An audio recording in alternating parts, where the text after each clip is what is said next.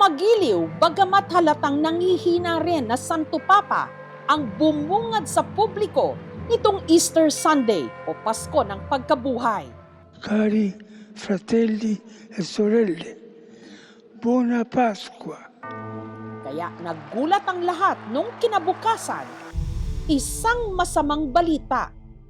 Carissimi fratelli e sorelle, con profondo dolore devo annunciare la morte del nostro Santo Padre Francesco. Ang lider ng simbahang Katolika. Ang binansagang People's Pope na si Pope Francis.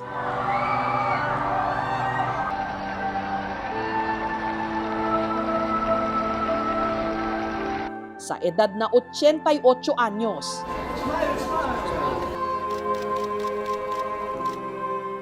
Humanaw na. Raccomandiamo l'anima del Papa Francesco all'infinito amore misericordioso di Dio Uno e Trino. Lumipad ako pa Vatican City para makibalita at para masilayan at magbigay respeto sa Santo Papa. Sa huling pagkakataon, ang mga labi ni Pope Francis nakalagak dito sa St. Peter's Basilica. Kiramay po kami sa inyo sa pagpanaw po ni Pope Francis. Alam ko malapit na malapit kayo sa kanya eh. Oo, nang salat. Maraming salamat. Talagang minahal ni Pope ang mga Pilipino. Ang tawag ko ng mga maraming Pilipino sa kanya, Lolo Kiko. Alam niya na Lolo Kiko ang tawag sa kanya na Ang marami. saya niya. Pag nakakita siya ng mga Pilipino na tinatawag siyang Lolo Kiko, talagang sobrang saya niya. Malapit sa kanya ang mga Pilipino, ano ho? Oo, hindi lang dahil sa alam niya na mga Pilipino ay tunay na nanampalataya, dahil din sa lifestyle natin na kung saan tayo ay madali ding maging kaibigan ng lahat at dahil sa ating pagmamahal sa kapwa, pagmamahal sa Diyos. Pwede bang ikwento nyo sa amin just how closely you worked with Pope Francis? Pag may mga bibisitahin ako mga places kung saan yung mga mission ng congregation namin, dumadaan muna ako sa kanya at naghihingi ng blessing. At ang pinakamaganda pong relationship namin ay yung pagiging parang kaibigan lang talaga. Hindi po yung parang head or leader na kung saan yung leader ang nagkukumand. Nakikipag-usap po siya at gusto niyang malaman lalong-lalo na yung mga paghihirap namin as missionaries. So hindi siya yung parang Santo Papa na napakataas, hindi maabot, hindi ho siya ganon. Hindi po, talagang ang pinadama niya po sa lalong-lalo na sa akin, yung magulang na ginagabayan niya yung kanyang mga anak hanggat po nga sa huling minuto ng kanyang buhay ay inofer niya pa para sa atin. Yung huling public appearance niya, nag-tour pa siya sa St. Peter's Square. Oo, pinakita niya talaga na sa sufferings, hindi dapat tumigil ang isang tao. I can only reiterate the importance and above all, the richness and the beauty of family life.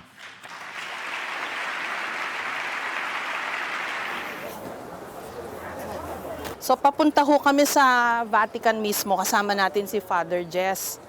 Try natin na makalapit dun sa labi ni Pope Francis. In-expect na natin maraming tao haba ng pila. Nasa St. Peter's Square po tayo sa labas ng Basilica kung saan naroon ang labi ni Pope Francis. Ngayong araw po ng Biyernes, ang huling public viewing ng kanyang labi. Dahil bukas po ay ang kanya ng libing, bago noon ay may funeral mass na gagawin ho rito. Napakaraming tao ho rito, matyagang pumipila. Yung iba, hindi bababa ng 4 na oras ang ipinila para lang sa ilang segundo na sila'y makalapit sa labi ni Pope Francis. Siguro yung mga dami ho ng mga pumupunta rito para pumila na makapasok sa St. Peter's Basilica, patunay rin kung gaano minahal ng maraming tao sa buong mundo ang yumaong Santo Papa. Kahit yung mga hindi pareho ng paniniwala, mga nasa Gaza, yung mga dumadaan sa mga matinding pagsubok. He would reach out to them, yung mga nasa laylayan. At ngayon, nakikita rin yung sukli sa kanya. Dahil ang dami hong pumupunta rito from all over the world, across all generations narito. Dito na tayo sa mismo ng St. Peter's Basilica. Ito na yung holy door. So, papasok tayo dito para makalapit dun sa kanyang labi. Siksikan yung mga tao.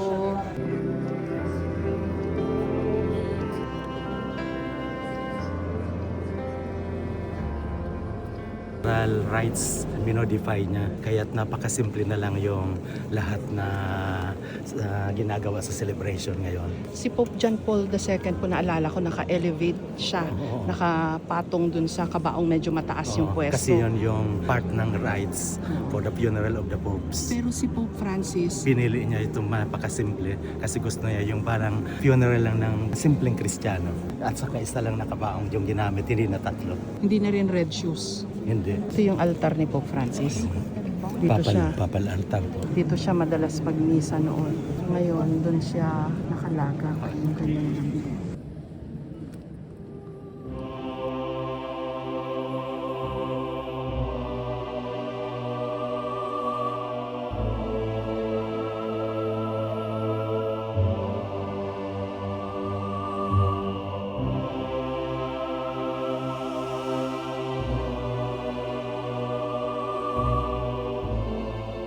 Katatapos ko lang hong makita yung labi ni Pope Francis. Yung expression niya, peaceful naman. So, nakaka-relieve din na to see yung facial expression niya na parang he was at peace, hindi siya nahirapan.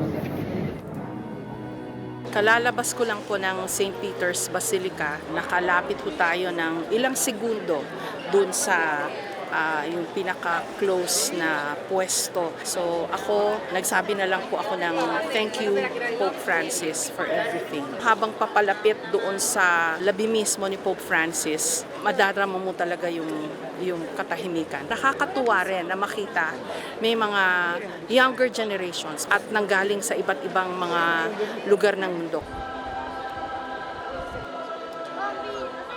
Ilang oras ka pumila? I think an hour po. Ah, talaga? O anong masasabi mo sa experience mo? Well, it was very touching naman po siya. At the same time po, parang it's a chance din po para magdasal po. What is it about Pope Francis na gustong-gusto mo? Ang humble niya po as a person. That's what I like about him po. Kasi nakita mo yung labi ni Pope Francis, so ano reaction mo? Ano masasabi? Nakakakilaw. Bakit? Talagang ramdam mo yung ano niya sa yung spiritual niya. Ilang oras ka pumila? Swerte po ako, nakapila po ako ng mga kulang-kulang po 2 oras. Maikli na yun. No? Maikli Iba na kasi po 4 yun. na Kasi oras. oras, 5 oras. Anong gusto mo kay Pope Francis? Yung humanity niya, yung kanyang pagiging mababang loob. O ito, may mga kababayan tayo. Uy, ang dami nila, oh! Yes po.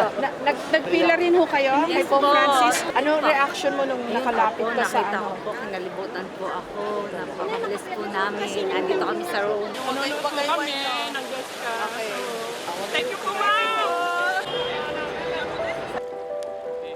Nandito na po tayo sa St. Peter's Square. Kitang-kita naman dito yung physical arrangements para po dun sa gagawing funeral mass bukas. So, ito yung upuan ng mga VIP dahil andito raw si President Trump ng Amerika, pati si former President Biden nandito. I understand nandito na rin si President Bongbong Marcos at marami pang iba. Si Pope Francis o si Jorge Mario Bergoglio na mula Argentina, kilalang namuhay ng simple. Sa hinabahaba na ng storya ng papacy, siya lang ang unang gumamit ng pangalan na Francis na hango sa buhay ni San Francisco de Assisi. Talagang isinasabuhay niya na yung pagiging payak na pamumuhay. Kasi nung unang mga panahon, yung mga Santo Papa ay nakakapaya ng pula, tapos talagang full regalia. Pero ang Santo Papa nang bumungad sa balcony ng St. Peter's, white, very simple talaga siya. Ang mga Santo Papa ay nakatira talaga sila sa palasyo ng Vatican. Pero si Pope Francis ay ginusto niya na manirahan sa isang maliit na apartment sa likod ng Vatican. Ang tawag natin ay Santa Marta.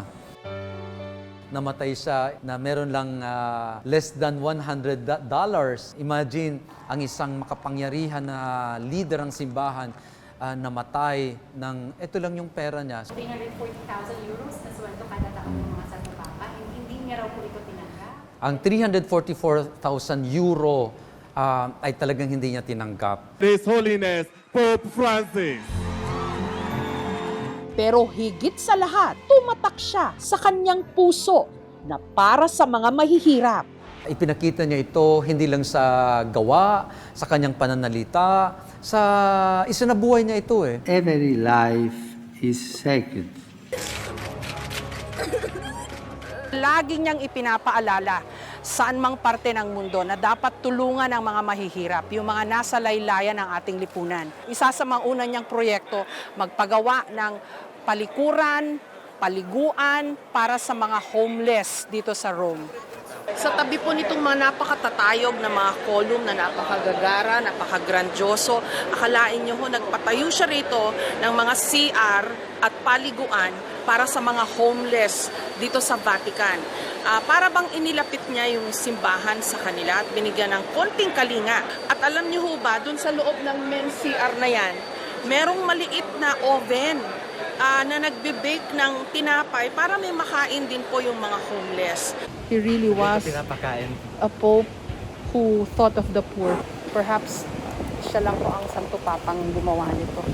Isa siyang liberal sa napakaraming mga pagkakataon, katulad ng mga nasa LGBTQ.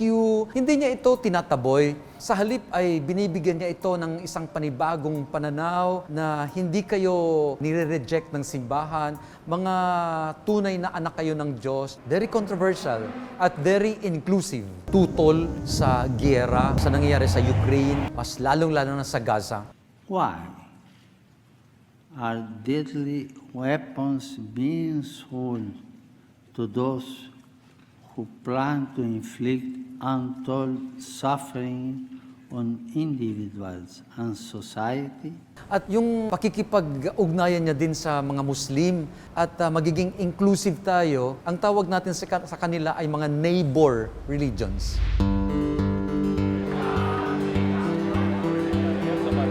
Ito po ang Santa Maria Maggiore Basilica o ang St. Mary Major sa Ingles. Malapit lang ho ito sa Vatican. Ito ho ang napiling himlayan o libingan ng yumaong Santo Papa Pope Francis. Paborito niya raw ho kasi itong puntahan. May spot ho dyan sa simbahan, malapit dun sa painting ng Madonna na dinadasalan ni Pope Francis. Yung spot daw ho na yun, yung napili niyang libingan na ayon sa kanyang last wishes. Gusto niya sa lupa o sa sahig siya mailibing. At isa pa sa kanyang mga ibinilin, ang dapat nakasulat lang sa lapida ay Franciscus, kung saan nahalaw yung pinili niyang pangalan nung siya'y hiranging Santo Papa. Ito ho siguro ay isa pang tanda kung gaano siya kasimple as a person. So, ito po ang loob ng Santa Maria Maggiore. Puntahan po natin yung particular spot kung saan niya gustong mailibing. Ito po yung chapel within the basilica kung saan daw ho nagdadasal si Pope Francis. Tabi lang po nung chapel kung saan daw madalas magdasal si Pope Francis. Ito yung napiling spot. Yung may nakatakip ngayon na kahoy kung saan siya ililibing sa sahig. Daming tao, pinipilahan yung spot na nakatakip naman ngayon ng kahoy, pero tells you something about yung faith ng mga tao talaga. Nanggaling ka sa loob? Opo, sinilip ko po yung tomb na paglilibingan po ni Pope Francis. Pope Francis. O, anong pakiramdam mo na dyan siya sa loob ng simbahan na ililibing? Medyo nalungkot po kasi namatay po siya. There's really nothing like a Filipino welcome. Ramdam na ramdam, napakainit, ang saya. Ayan ang kanyang pagbaba. Oh no! Uy! Ay, ang swerte ng mga kapulot! Ay, Ayan na, dumating na si Pope Francis. Si Pope Francis mas napalapit sa ating mga Pilipino nung bumisita siya sa Pilipinas taong 2015. Bumisita siya sa Malacanang. Ayun, may baby. Nagpa-bless. Aba, ang swerte naman itong bata nito. Nagdaos siya ng kanyang kauna-unahang misa sa Pilipinas sa Manila Cathedral. Do you love me? Then, thank you very much.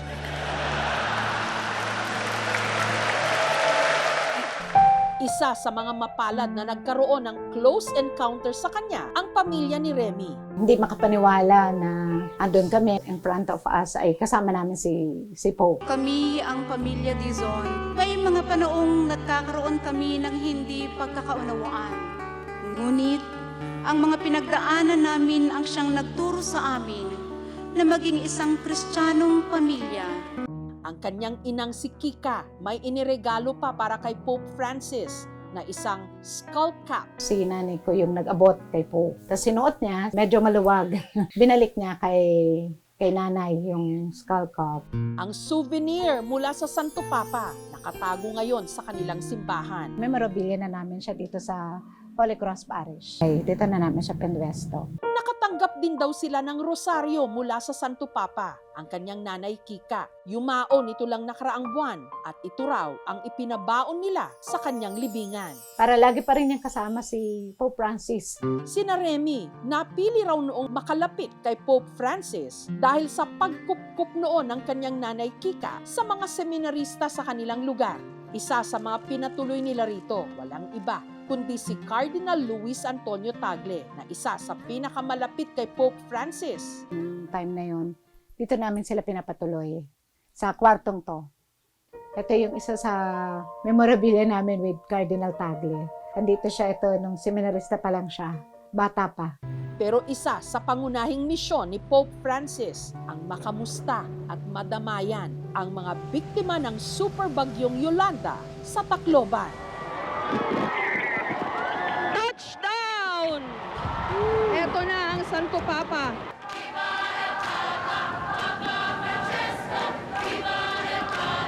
Kahit bumabagyo noon, ang Santo Papa hindi nagpatinag. Magdamagan, hindi umalis yung libo-libo nating mga kababayan. Sabi nila, ma'am, signal number 1 lang yan. Yung Yolanda nga, nakaya namin Nagmisa pa siya sa ilalim ng malakas na ulan. Y cuando, permítanme esta confidencia, y cuando yo vi desde Roma esta catástrofe, sentí que tenía que estar aquí para estar con ustedes. Un poco tarde, me dirán, es verdad, pero estoy. Yung misa niya sa Tacloban, nakakapote siya ng yelo na yun ang suot ng mga tao. Talagang nakipagkaisa talaga siya. Di masukat ang kanilang tuwa na personal na makita ang tinaguriang People's Pope na sinadya ang kanilang lalawigan para mabigyan ng inspirasyon ang mga patuloy na bumabangon mula sa Super Typhoon Yolanda. Ang pamilya ni Mary Jane Arias na nakatira sa isang barong-barong sa tabing kalsada, mas maswerte. Sa tapat kasi ng kanyang bahay, bumaba ang Santo Papa. Yung lumapit sa amin, pakiramdam ko na lumalapit din si Lord. Nung naglamano kami, pinapray kami. Nalikan yung kapatid ko, yung baby, na part sa amin. Si Pope Francis kasi siya yung nagpabago sa amin at sa paniniwala sa Diyos din. Nakisalo rin sa isang pananghalian ng Santo Papa kasamang ang ilang survivor ng Yolanda at ang lindol sa Bohol. Ito yung upuan na ginamit ng Santo Papa during the lunch. Yung magagamit is na-preserve din namin. Kinawat nga selfie while we were having lunch. He taught yung mag-trust otro, despite and in spite, you should serve, you should praise the Lord. Bakit po pumapayag ang Diyos na may ganitong nangyayari? Hindi naman napigilan na bumuhos ang emosyon nung nakausap ni Pope Francis ang mga batang kalye na sina June at Glyzel sa Encounter with the Youth na ginanap sa UST o sa University of Santo Tomas. Marami na po ang mga batang pinabayaan ng kanilang mga magulang. Marami sa kanila ang naging biktima at masama ang nangyari sa kanila. tulad ng droga o prostitution. Bakit po pumapayag ang Diyos na may ganitong nangyayari? El núcleo de tu pregunta casi no tiene respuesta. Solamente cuando somos capaces de llorar sobre las cosas que vos viviste, podemos entender algo y responder algo. Ako po ay nagpalaboy-laboy sa kalye. Hindi ko na po alam kung saan ako tutuloy. Natutulog lang po ako sa tabing kalye. Hindi ko na rin po alam kung ano ang aking kakainin sa bawat araw. Si June, 23 anyos na ngayon. Mahirap na po talaga kami. Yung tatay ko, barker lang po. Gawa rin po ng yung pinagbabawal nga po na gamot. Kaya po siya nakulong. So lumayos po ako noon. Tumira po ako sa kalye for almost 1 year. Namamalimos ako, nangangalakal. Nagawa ko na rin magnakaw. Napunta ako dito sa Tuloy ng Kabataan kasi meron pong mga street educator. Hanggang nabigyan na nga ng pambihirang pagkakataon na makausap ang Santo Papa. Una ko pong naramdaman nung nayakap ko si Pope Francis. Yakap ng isang ama po. Nahinanap yung yakap ng tatay ko since matagal siyang nawala. Nasa 2nd taon na siya ng kolehiyo. Gusto kong tulungan kung sino mang pwedeng makatulungan ko mga bata na naging katulad ko sa kalye. Nagsagawa rin si Pope Francis ng misa sa Luneta na dinaluhan ng humigit kumulang 7 milyong tao. Pope Francis! Ito raw ang itinuturing na largest papal crowd sa kasaysayan. In the name of the Father, and the Son, and the Holy Spirit.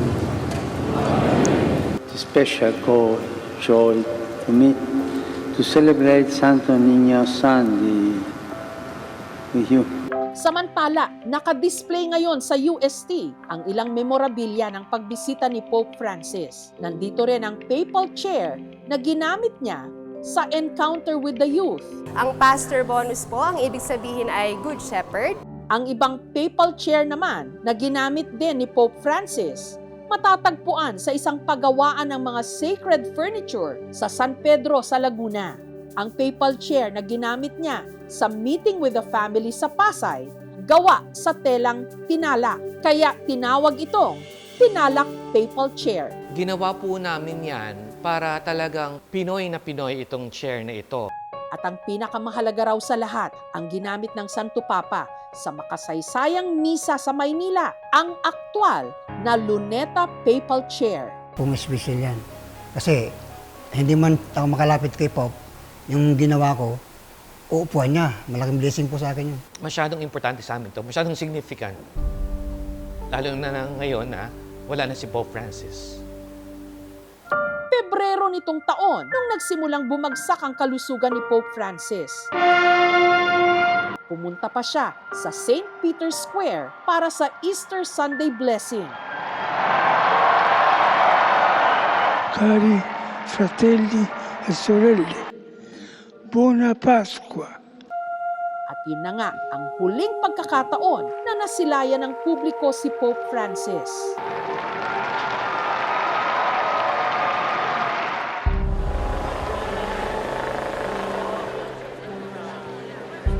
Araw po ng Sabado, umaga dito sa Rome. Papasok na ho kami ng Vatican. Maaga ho kami para dun sa funeral mass bago yung libing ni Pope Francis sa araw na ito. Milyon ho siguro ang debotong mag-a-attend, pati yung mga world leaders. Ano hong thoughts nyo on this day, sister? We are here to pay homage to Pope Francis, and this is a way of thanksgiving to him for he's so special. He is loved by all poor. Siyempre, mamimiss niyo po siya. Of course. I met him twice. Talaga po? Ano sabi niya sa inyo? Sabi niya, we have to disseminate and remain simple, and the church needs a simple preacher. Bago po mag 9:30 dito sa harapan ng St. Peter's Square ay nagsimula ang rosaryo prior to the funeral mass. Sa mga sandali pong ito, rush ng mga tao na naghahabol para makahanap ng pwesto para maka-attend din sa misa. Saan po kayo nang galing, ma'am? London. Galing kaming London. Ang layo ng pinanggalingan nyo. Well, it's very hard moving. It's 10:03 dito pa rin po sa St. Peter's Square. And mukhang in place na po yung mga VIP doon sa harapan. Sa harapan nandun yung mga cardinal at yung mga obispo. And yung mga deboto naman na narito, nandito lahat sa St. Peter's Square. Nagsisimula pong magpalakpakan to signal siguro yung start po ng funeral mass.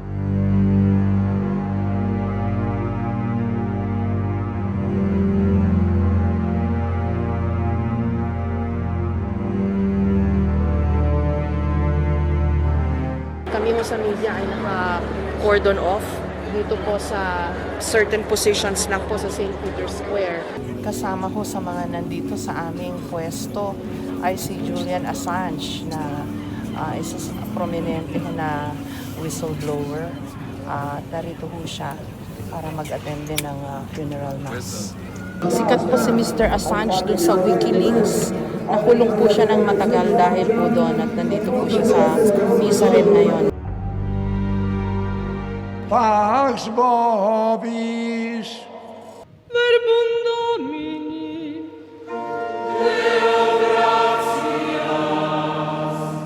Multilingual po itong ginaganap na funeral mass. Kanina narinig natin, basically it's Italian, pero meron din Latin, meron din Spanish, and English. Ang nagpe-preside po nito is His Reverend Eminence Cardinal Giovanni Battista Re, ang Dean of the College of Cardinals.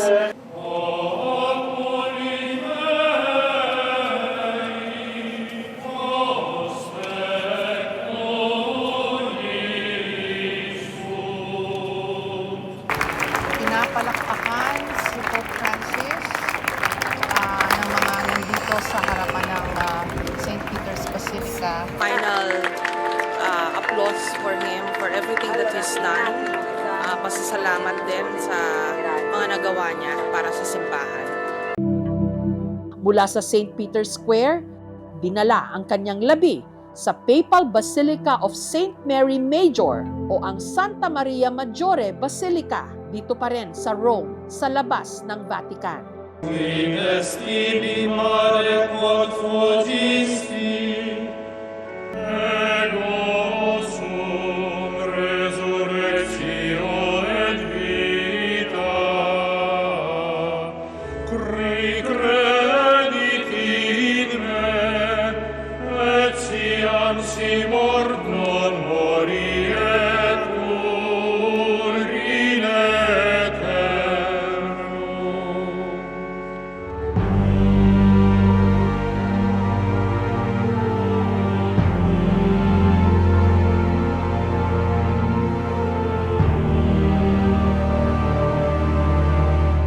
Binago niya ang muka ng simbahan sa pamamagitan ng pagbabalik nito sa karukaan ni Kristo. Ang sabi niya, kung hindi dukha ang simbahan, hindi yan ang simbahan. Pater, et Filius, et Spiritus Sanctus. Amen. 12 taon na muno si Pope Francis sa simbahang Katolika mula 2013 hanggang sa kanyang pagpanaw nitong 2025. Siya ang kauna-unahang Santo Papa mula sa Latin America. Lagi niyang ipinapaalala na tulungan ang mga mahihirap. Dahil dito, tinawag siyang the People's Pope o the Pope for the Poor. Napakalaking puwang ang kanyang naiwan, pero marami ring magaganda at masasayang alaala.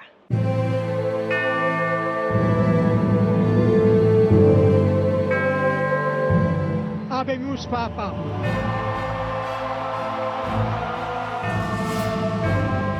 Only by becoming poor ourselves, by stripping away our complacency, will we be able to identify with the least of our brothers and sisters.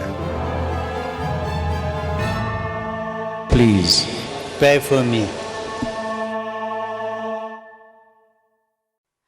Thank you for watching, mga kapuso. Kung nagustuhan niyo po ang videong ito, subscribe na sa GMA Public Affairs YouTube channel. And don't forget to hit the bell button for our latest updates.